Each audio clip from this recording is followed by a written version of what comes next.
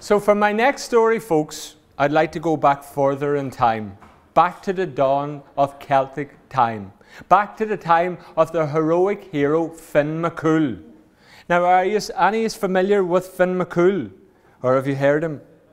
Well, Fionn McCool was kind of like a Captain America of Celtic Ireland. He was like a superhero, and he turns up in a lot of stories. Now, this particular story I'd like to share tonight, I believe, is of great antiquity, perhaps even 1500 years old. And it was collected from a fireside in North Ulster at the turn of the 19th century. And it's called Fionn McCool and the Enchanted Forest. Once upon a time, Fionn McCool was out hunting in the forests. And at the time, Ireland was cloaked by huge oak forests. It was said that a red squirrel, a native red squirrel, could travel from Galway Bay to Dublin Bay without ever needing to touch the ground. And Fionn, this particular day, was out hunting by himself, and he hadn't caught anything yet, and the day was getting on. It was in the gloaming hour, the twilight of the day, and he could begin to see the sun setting below the tree line. And he was starting to get tired, so he decided to rest himself by sitting with his back against one of these tall, ancient oak trees. But no sooner had he taken the weight off his feet, but a she-giha, or a fairy wind, began to blow around Fionn. And it rustled the leaves in the trees above his head, and it swayed the branches. But no sooner had the she-giha turned up, but it subsided again. And just at that moment, Fionn could make out a cabin in a forest clearing some way off. So he picked himself up and he made his way towards that cabin, because Fionn knew that there was a compulsory culture of hospitality in ancient Ireland at this time. It was decreed by the High King of Tara himself, and he knew that he would be welcome to at least a bed for the night and maybe even a meal. So he made his way over to the cabin, but when he looked inside, a strange scene he saw indeed. For on one side of that hearth fire was an old man with long grey beard and long grey silver flowing hair. But on the far side of the hearth fire sat a big black cat the size of a panther.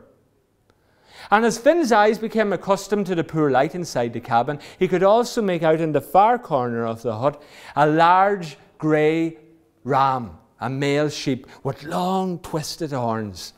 Well, now, as you can imagine, warrior or not, Fionn was a bit taken back by this strange household. But remember, he had no place to stay for the night. So taking a deep breath, he made his way inside the hut. And when he did so, he was welcomed from the gloom by one of the most beautiful young women that Fionn had ever laid eyes on. And he was instantly smitten by her beauty. And this beautiful young woman proceeded to lay a supper out for Fionn on a low wooden table. But no sooner had Fionn pulled up a stool to begin eating his supper out of the bowl, but the large grey ram suddenly sprang into action, took a run and jump up on the table and began to gobble down Fionn's supper. And at the very same time, the black cat, which was sitting motionless next to the hearth fire, it sprang into action, jumped up on the table, grabbed the ram by the throat of the neck and dragged it back to its corner of the hut before settling next to the hearth again. Well, folks, as you can imagine, Fionn was definitely shaken by this experience, as anybody would be. But he had still a little bit of his supper left, and he decided to finish eating it. And when he did, the beautiful young woman appeared again to collect his supper bowl, and he knew that this was his chance. So he began to introduce himself, that he was a captain of the Fionn, that he was a man of great wealth. He owned countless heads of cattle, and he had palaces galore, and that he would make her his princess. But this beautiful young woman, she just shook her head serenely and smiled at Fionn and said, "You had me before, Fionn, and you didn't think much of me. You cannot have me again." Well, Fionn tried to persuade this beautiful young woman. He had never laid eyes on her before this night. But again, she just shook her head and she smiled serenely at Fionn, and she walked out of the cabin. Well, that night, Fionn found a fresh bed of straw to sleep on, which back then, folks, was just about as good as a 4-poster bed in the Holiday Inn. And he had a grand night's sleep, and when he woke up the next morning, there was no sign of the beautiful young woman for whom he had fallen in love with.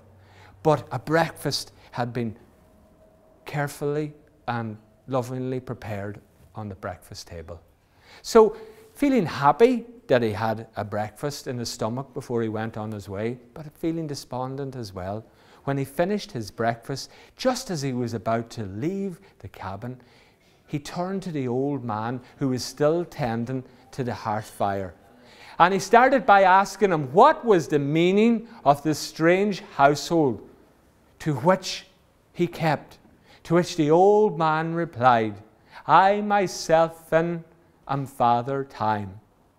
I sit and I wait. The ram that you saw last night is the world, and the black cat is death, which keeps the world in its place. And then Fionn inquired about the beautiful young woman for whom he had fallen deeply in love with. To which the old man replied, her name is Youth, Fionn. You had her before, but you cannot have her again. And with that, the she-giha, or fairy wind, blew like a whirlwind around the old man. He rose up through it, right through the centre roof of the cabin. The cabin and everything in it disappeared, and Fionn found himself sitting once again with his back against that tall oak tree in the middle of the enchanted forest.